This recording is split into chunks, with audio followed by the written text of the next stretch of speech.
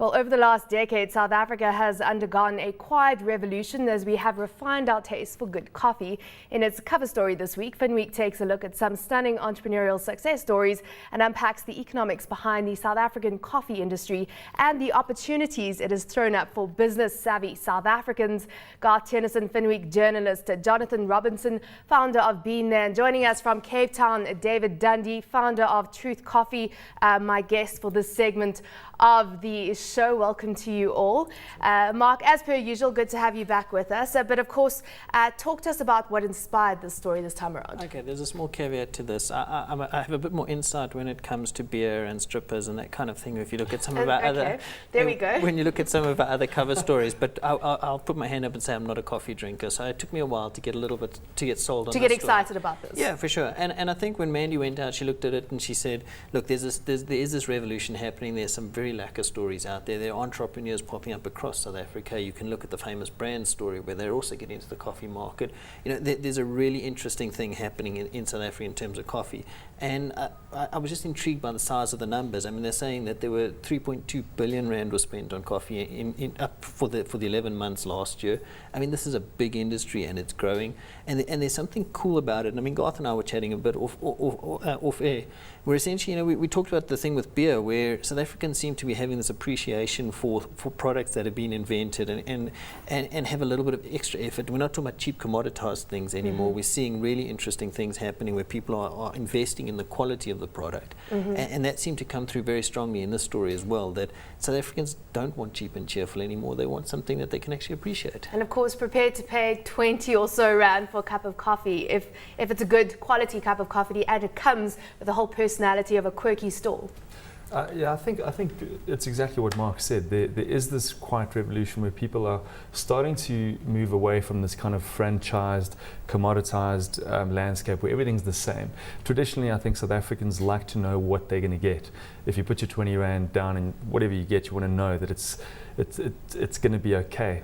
But I think increasingly people are starting to look for things that are different, things that are quite artisanal in nature, and there's definitely this movement away from mass-produced things to the small sort of, I don't want to call it a mom and pop store, but definitely the small independent producer, be it coffee, be it craft beer, be it a loaf of bread. So Jonathan, welcome to you. Tell us about Being There, because you started off in the corporate world. You had a job at Data, you moved on to IBM, and then you moved on into the world of coffee. Tell us about that transition. Yeah, it was I've always loved coffee, and got hooked on coffee thanks to my grandmother at about age 12, when she said, Jonathan, take the sugar out of it and you'll be able to taste the aromas and flavors. And it was sort of from then that I fell in love with coffee. And only a number of years later, traveling with my wife in North America, met now a really great friend who had a fair trade coffee roasting business. And I loved the model. I loved the fact that you could have a business in something that you loved, and my passion has always been in coffee, and that you could make a difference in the lives of the producers at the same time. Just tell us a bit about fair trade, because not everyone knows about fair trade. Yeah. Fair trade is probably best explained by just unpacking the word itself. So it's just, it's around trading fairly and paying the producers of the coffee a fair price. And it's basically, the movement was established when coffee went to sort of an all-time low, and producers were getting less than the price of their production for their coffee.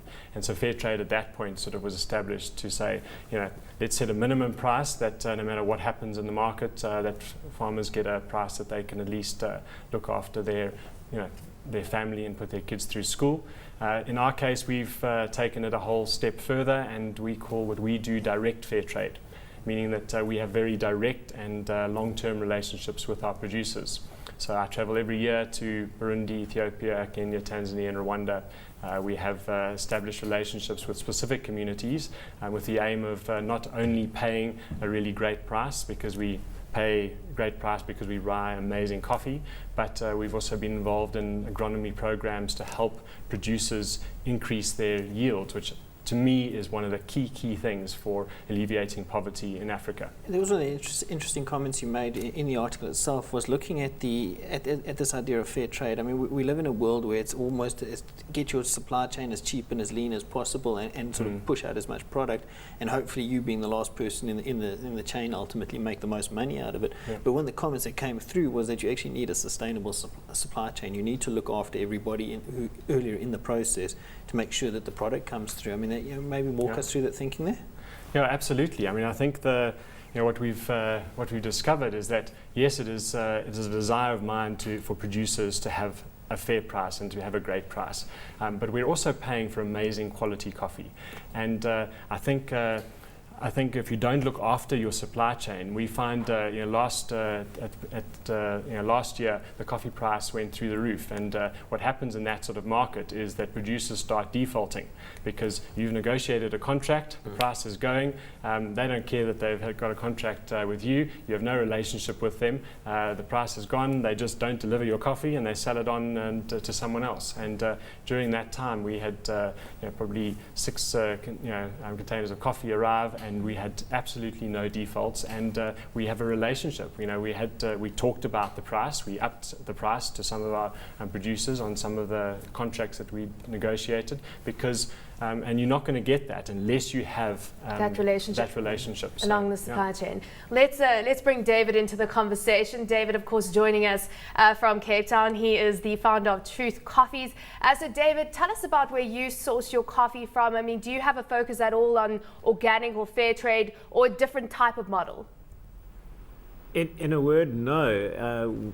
I think Jonathan hinted at it right at the end of his comments, and for us it's all about relationship, and relationship's really what's important. I think that's the key, and I think if you unpack what Jonathan has built is relationships with his suppliers, and we're very similar in that way.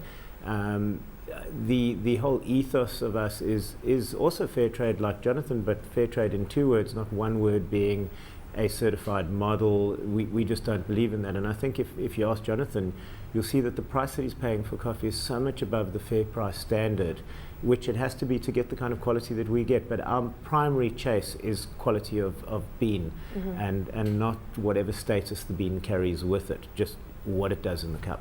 Yeah, and it's all about that taste and the aroma that you get when you walk into a coffee shop. So tell us about how labor intensive, how time intensive it is to really produce quality beans. Well, I think you've said everything. My whole journey of coffee was one very simple idea. It was, can coffee in the cup deliver on the promise made by the aroma of freshly ground beans? And that's been the whole model for me. And the number of hands that touch a single coffee bean from seed to cup is actually incredible. We're talking about 160 pairs of hands, from pickers, pruners. The coffee has to be pulped. Literally, the fruit on the bean has to be stripped off, and we keep the seed. It then goes through another drying process. It then goes through hand sorting. It then goes through various screening processes. Then it's shipped and packed. And then and only then do we start roasting it, and then going through the baristas and eventually the person in the cup. So the amount of respect that product needs and the amount of terroir in it is unbelievable. The question I want to know is there money in the world of coffee making and owning a coffee shop and then extending that into selling the beans? Well, I don't know what David's going to say on this, but We'll come to you now, David. it is. I mean, if it was about the money, I'd certainly be back with Data. There's no question. I'm not in coffee because it's a money-making enterprise.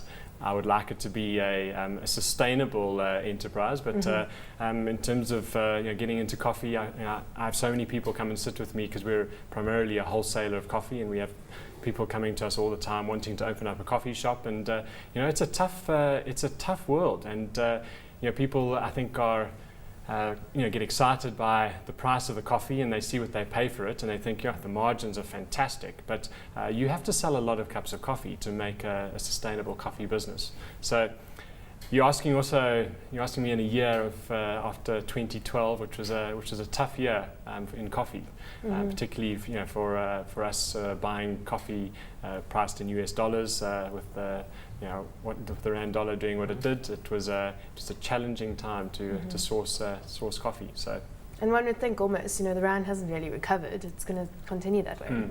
Yeah, I mean, I think that's the interesting thing is it's almost a commodities business as much as, I mean, we were chatting a little bit about it being a relationship business. It is actually, it's a commodity business, and I think it's very interesting to see how you manage on a relatively small business to be able to manage the scale with fluctuations in the currency.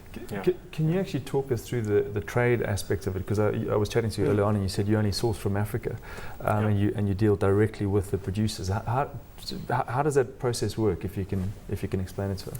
Yeah, I mean the underlying base of all of purchasing all coffee is the New York commodities market. So that sort of dictates the base price, and then essentially on that base price you build the elements of quality, which is depending on the quality can be a really large or really small or negative component onto that commodity price, and then you add the components of fair trade or organic or rainforest or UTZ or other certifications that you may add on top of that. So that's sort of how you build the price. And then is that?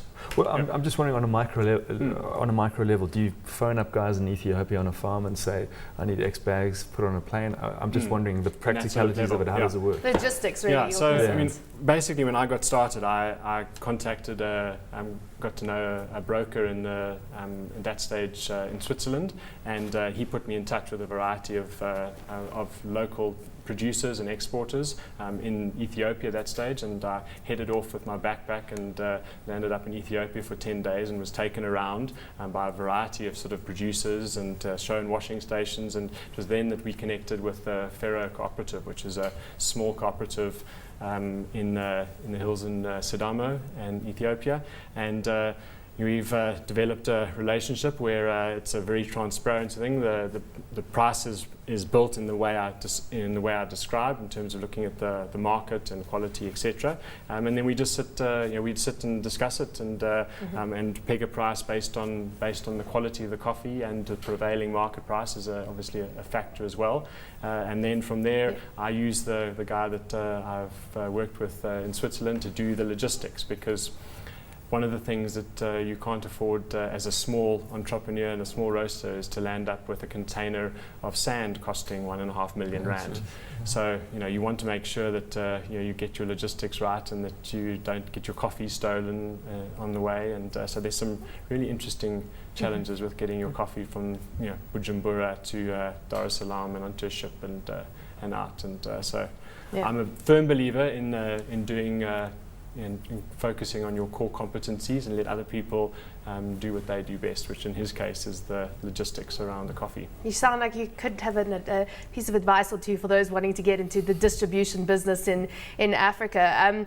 David, I've been told that you're a believer in relationship coffee. Tell us about that and give us an example. I think what Jonathan has described is really all about the relationship. One builds a trust relationship with the provider, and the question earlier was about the commodity nature of coffee.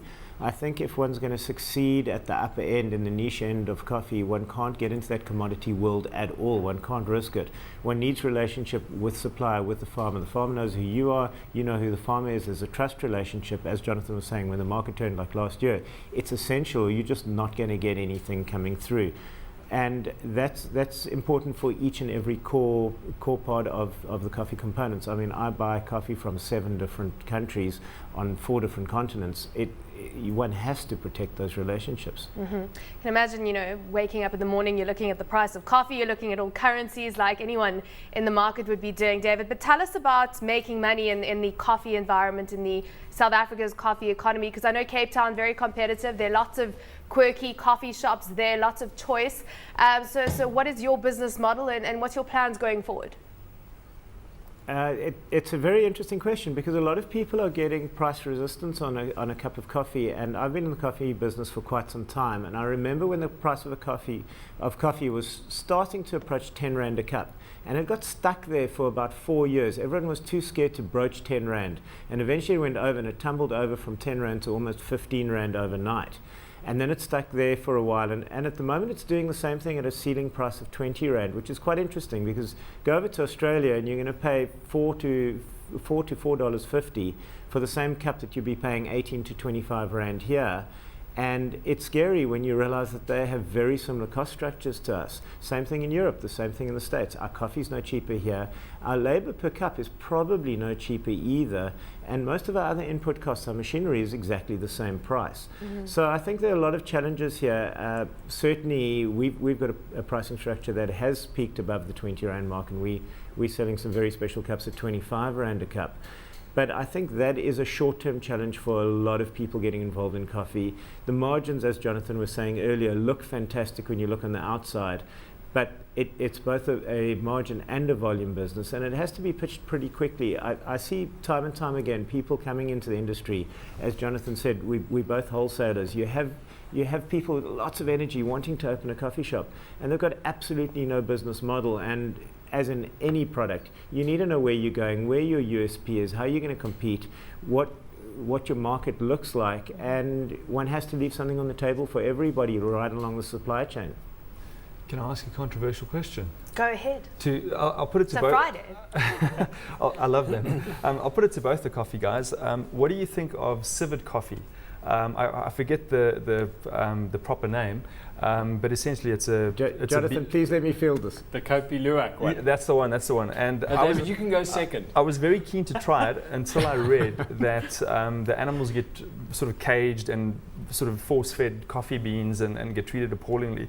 What is your guys' feelings about that? So, David, you take this away because you seem like you want to answer this question. I'm desperate to answer it because I think it tastes like it's processed. Okay, full stop. Okay. Full stop. The coffee, yeah. Jonathan can expand on that a little. There's one quote for me that sums it up. Quite a respected specialty coffee guy in the US called George Howell. And he coined the phrase, talking about Kopi Luwak, which was, it's a coffee from arseholes for arseholes. Okay, I don't know if we're allowed to say that on air, so there we'll go. Yeah. we'll take it. That's why I was couldn't have sticking dreamed with of a better answer. Okay. You started with David? strippers. I thought we were safe. Go ahead, David. I think there's something incredibly important to be acknowledged with this question, and I think the question's deep and essential. Is why is a coffee facing a premium? And there are a number of reasons. Novelty is one of them, and Kopi Luwak definitely comes into the novelty category. It's scarce and it's hard to come by, and it costs a lot more. Then you have the rarity. Take Blue Mountain from Jamaica. It's only a few selected estates that are allowed to call themselves Blue Mountain. They have to exceed a certain quality level, and they have to be above a certain altitude, and they have to be in this geographic area. And the last area that coffee could reach astronomical prices would be actual quality. And I would like to see a lot more interest on the quality. The beans, the sort of geeky bean right now is from Panama, called Panama Gaisha Especial #1 from the Esmeralda estate. And you're looking at upwards of $200 per pound of green coffee in country. And that's a decent reason to be buying a coffee because it just tastes extraordinary.